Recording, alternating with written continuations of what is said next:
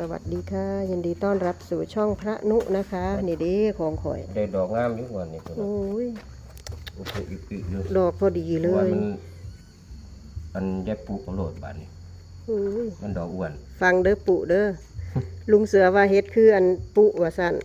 ตุปุมันบ่ ตุปุ โอ้ยอันนี้ฝีมือลุงเสือเด้อพี่น้อง นี่มองน้องงามพี่ตุปุเขา อันนี้ก็งาม มันจ้อย อันนี้ของภาษานี่อันอยู่มองทางนี่นะมีแต่ดอกรุ่นนี่ล่ะโอ้ยคำคอยบ่ลงหาพอแห้งเนาะว่าเสร็จอีนางละเบิด จ้อยก็คาดมาหอดกี่เคียงตะเก่ารถมาจอดที่พ้นเคยเป็นรถใหญ่มากกับไปบ่ได้คนนี้แล้วบ่แม่นสวนบ่แม่นที่กูไปแล้วล่ะ เครียดเลยเด้อนี่ติเจ้าก็ทานเป็นบ่ตัวทางนี้เนาะ จะใต้หน้าเฮาล่ะดาวใดตื่มเนาะสิตื่ม ใส่เลย เอา โอ้ เลาะเตาดิ ทางทานไม่ใช่ระวังบ่ออกเลย มองกกขามพันดิ ก็นะ ได้เพ็ด2หมู่แล้วก็ออกลายไปหมู่นึง คนละคิดว่ามัน เอาปลาเดี๋ยวเอารถใส่ตีนี่ก่อนเลย จังว่าบ่ได้ไปน้ำใส่ตีหลอกที ที่มันเกิดน้ำเกลือนี่หรอกเกิดน้ เอานี่ค่ะดิค่ะ ำเกิดน้ำใบมันผุด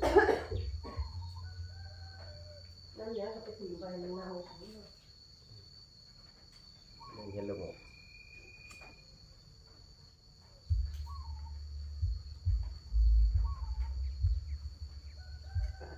ไปอาบน้ำไปเย็นหนูไปโอ้มันเอา เขาจะมาหอดเลยเจ้าเพิ่งมาเห็นอยู่เท่านั้นดูหาปลาเย็นไว้ก่อน อยู่ตัว ไปมา แต่ยังไม่ได้วันได้วันกับแต่ว่ามาเบาเดือดเก็บเพราะว่าพี่บ่ซื้อกินโหลดโอ้ยซื้อกินโหลดมาแสนแล้ว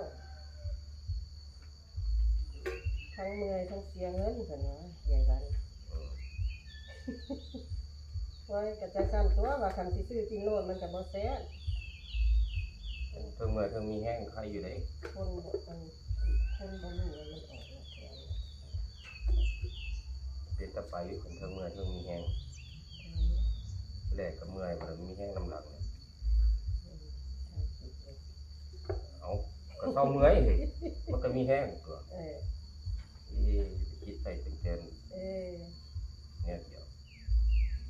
นี่แหละคำนั้น จับหัวปลาคอนทูไปเมื่อคืนเหนื่อย โอ้ยบ่ว่าแล้วเนาะ ตลาดปนัดอีกเดียว คำนั้นไปเก็บมื้อนี้ก็สิทำนี่นะ โอ้ยตาดอกสั่นว่าเนี่ยเห็นบ่มันด่างนั่นย่ำต้มนั่นอร่อย มันก็สิไปได้ มันแซ่บมันได้ดอก มันอ่อน คนสวรรค์มันคือ เนี่ยกันปีถอดปลายเนาะบ่แซ่บก็ได้ โอ้บ้านนี้เห็นหน้าเฮาบ่เว้านำเนาะบ้านนี้เสร็จยายดำเจ้า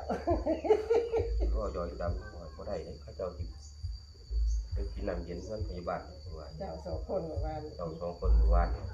เตรียมโลดว่าเขาเอื่นแพงก็เสียไฟเด้อเงินว่าไปทาง ว่าเฮาก็บ่จักแล้วสิว่าล่ะติเห็นหมอสาเก็บเขาก็เก็บเลย หมอสาไปโทษไผละบาดนี้ เอาเขาก็มีอันนั้นอยู่เนาะช่วงนั้นผู้เจ้าพันขึ้นไปว่าสิแหละ ขึ้นไปแล้วข่อยบ่ได้ไปใกล้ได้บัดนี้แหละมีแต่ขี่รถผ่านเฉย เจ้าขี่รถผ่านเจ้าบ่ต้องเอิ้นถามกันเด้อบัดนี้นาอยู่ติดกันก็ได้ข่อยบ่เว้าน้ำเจ้าได้จักไผบ่เว้าน้ำไผล่ะว่า อันนี้ยังบ่ค่อยเว้าอัน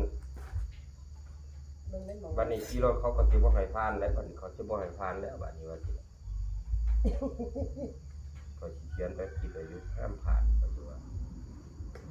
เขาสะพานนี่แหละเขาสิว่าจังไดเนาะ บ่ได้แล้วบ่แม่นนาจ้าก็สิว่า เอาเขียนไปติดไว้ซื่อนี่แหละ เบิ่งได้หมองนั้นก็เป็นมื้อละ6-7บาท โอ้ยจังได๋เด็กจอยก็กินน้ำลายกลับมาก็แล้วก่อนหน้าแต่เก่า จังว่าก็ว่าได้โยนไปมาก่อนจังนี่แต่ดอกเงินโอ้ได้ย้อนมาก่อนเลยนะครับ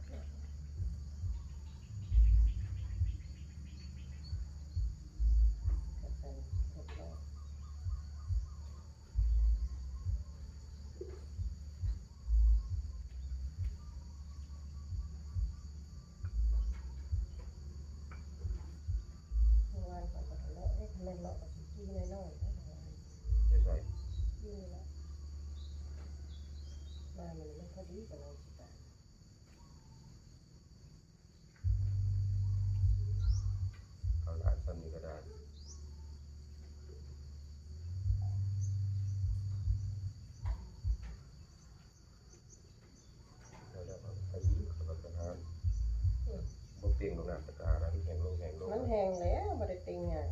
เงินกับบ่แห้งก็ต้องเก็บตัวควาดมันลูก คำฝนตกให้ มันสิบ่หวานเบิดได้เดี๋ยวนี้ว่ามันขี้โพดทำวันนี้เบิด ตาปัดงาน ขี้ มีแต่ที่เราเจอตาบักงานเลยเขากระสอบเลย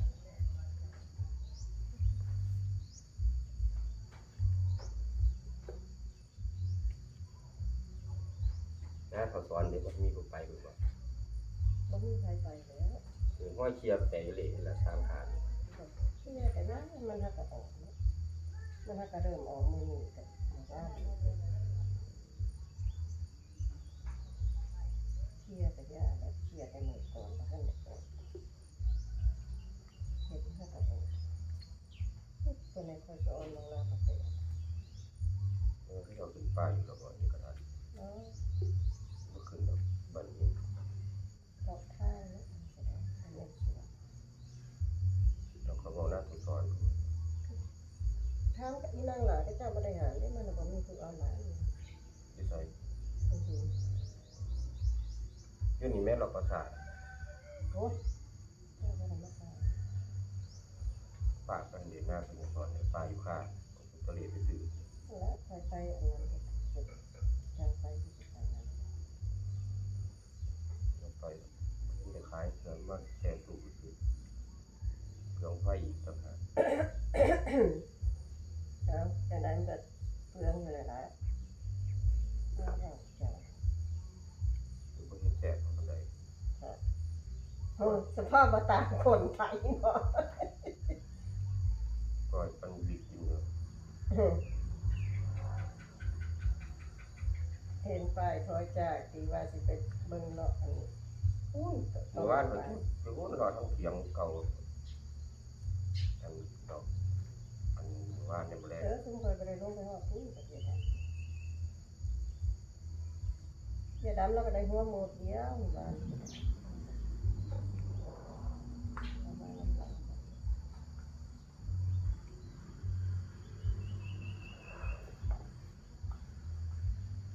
พากันโซกันอยู่กับตัวยนต์ก็ได้ยังบ่แรงเราลงมาเราก็จอดอีกเอาหามมาก็แห้งแล้วเนาะ แม่นี่ดิ มายังมื้อเช้าแม่นดีว่าหามดี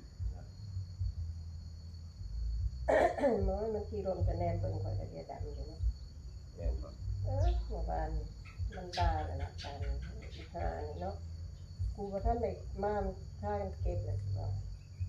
แต่ละปันนี้ก็จะไปคุยน้ำมันยามนั้นทำกันกับอันเอียงงูกินหางของจักอยู่บ่ บ่คุยมันก็ว่า นั่นคือนี่นะก่อนจะอีนั่งหลายดังช่วงเฮ็ดขมออกว่า มันก็มีแต่มันอันอยู่แถวนะคะมีใครได้มันก็เห็นอยู่แล้วอีเขียวน่ะ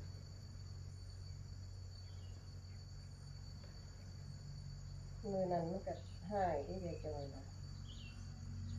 เฮาหักมึนมันน่ะเก็บเฉยบ่สนหรอกอันนี้ก็ได้ มันห้องมาแต่ฟังหัวเลยค่ะมันใช่แล้วมันบริเจ็บมันมามันอันนั้นแล้วนี่ใช่ยาที่เราบริโภคมันทากันมึนเจ็บซื้อเดี๋ยวอะไรสิล่ะมันหายอะไรอยู่แล้ว เนี่ยเขาจะเอาหัวนี่แหละ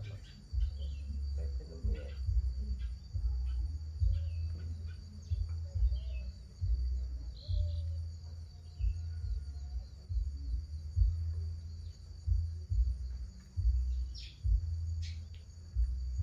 มันไปหนุ่มไปเก็บเราโทนหน้าพญาไว้หน้ามันหลายเราขาดหมดก็ได้ไปกับพุทธุรีนะพุทธุรีแล้วเอาส่งไปขาดหมดก็จะมาได้น้ำที่เล็กๆขัวแดงไปกินบ่มีผายเลย หน้าก็ขาดเลย กินเราโทษรอบมือแล้วโอ้ยเมาบาดนี่ตุลีไปส่งคอยคำครัวแดงแต่ตะลุดเขาด่ากันแล้วตะลุดไปเป็นยังไงพอเห็นขอดไปเจอแล้วดีใจแล้วเก็บมือหน้าหันขนาดเลยผมมาไก่พอผมมาเด่นพอเลยเรา พ่อใหญ่ไหวได้บาดคนพ่อใหญ่ไหว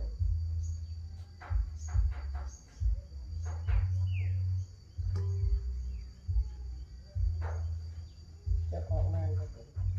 ใส่เอาข่อยย่างมัน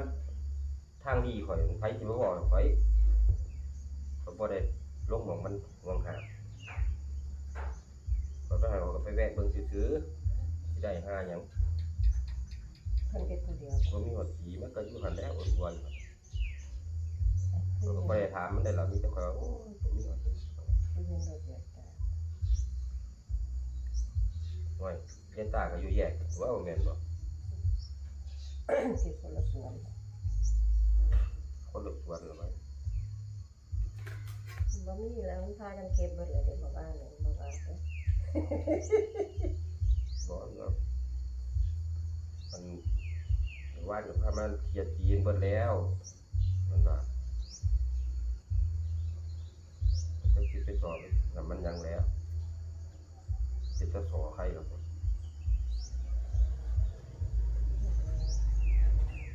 โดดชีวิต บ่ได้ไปเก็บเห็ดบ่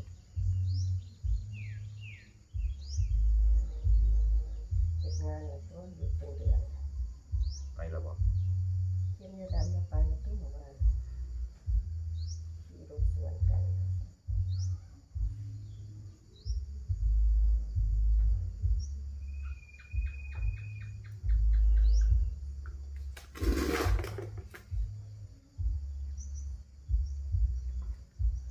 โอ้ย แรงมาลักสิ่งบ่แรง มีบ่อาบน้ำก่อนเดี๋ยว อาบแล้วจังมาปาด นั่น เดี๋ยวยันอุดไปก่อน โอ้ยสอนดอกเห็ดพี่น้อง ดอกกำลังสวยเลยนะคะ ยังประทันได้ปาดตีนนะคะ เก็บ2 คนนะคะ ได้หมอใหญ่หนึ่งละเพราะว่าต้มแล้วเดี๋ยวมันก็ยุบนะลุงเสือต้มถาดโอ้ยดอก สวย แล้วต้ม เมื่อวานดอกมันยังเล็กนะคะค่ะ คลิปนี้ก็ประมาณนี้นะคะ ฝากกดไลค์ กดแชร์ กดติดตามนะคะช่วยดูคลิป เป็นกำลังใจให้ช่องพระนุด้วยนะคะ เจอกันคลิปหน้านะคะ คลิปนี้สวัสดีค่ะลอกคาง